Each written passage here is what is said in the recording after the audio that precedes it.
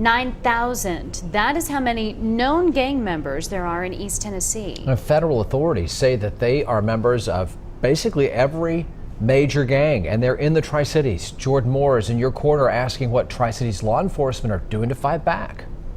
Well, we're talking about groups ranging from the Felony Lane Gang to the Bloods and the Outlaws. But just what kinds of crimes are gang members here in our region associated with? Here are just a few examples. March 2018, the suspect killed in an officer-involved shooting in Jonesboro is cited on a police report as a member of the Crips gang.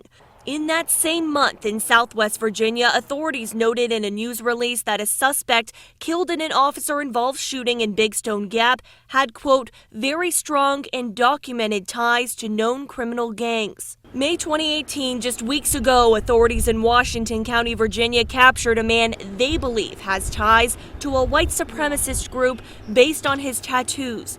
And just last week, a known member of the Blood Street Gang was sentenced to 50 years in prison in the death of his stepson.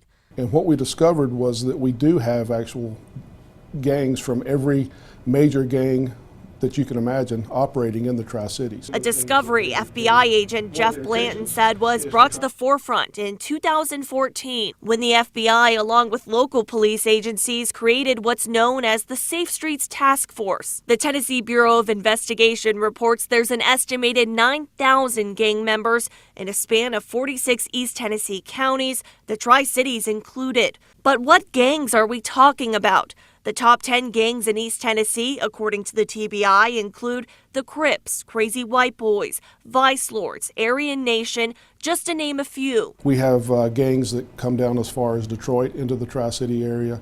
So we're pretty easy to get to and pretty easy to get away from. An example of an outside gang coming in, the Felony Lane Gang. A gang that's believed to be behind a series of car break-ins in Irwin and Kingsport earlier this year, described by the FBI as organized burglary and theft rings originating in South Florida. I don't want to say too much on that, but yes, I've seen the same reports you have. I'll leave it at that. But is that kind of crime typical for gangs here in our region? We haven't seen the traditional violence. We haven't seen a lot of the traditional taggings and things of that nature.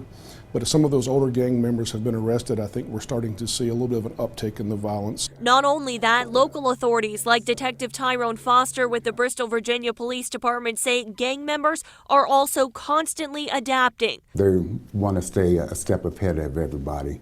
Used to that the Bloods all wore red, the Crips all wore blue, and that's how you're identified with them. But now they're changing colors, they're changing the way that they have their hand signs, the way that they talk. But federal authorities say with programs like the Safe Streets Task Force, they're already seeing results. We've had some pretty good success, and we've arrested, over 157 people just out of the area here, including all the way down to Morristown up to here.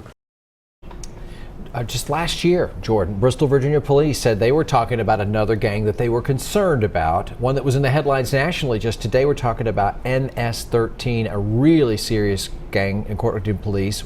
What do we know about that tonight? That's right. Bristol, Virginia police got that warning last year from authorities in Richmond about MS-13 gang initiations there. But Detective Foster said the good news is they received no word that they made it that far south in Southwest Virginia to our region.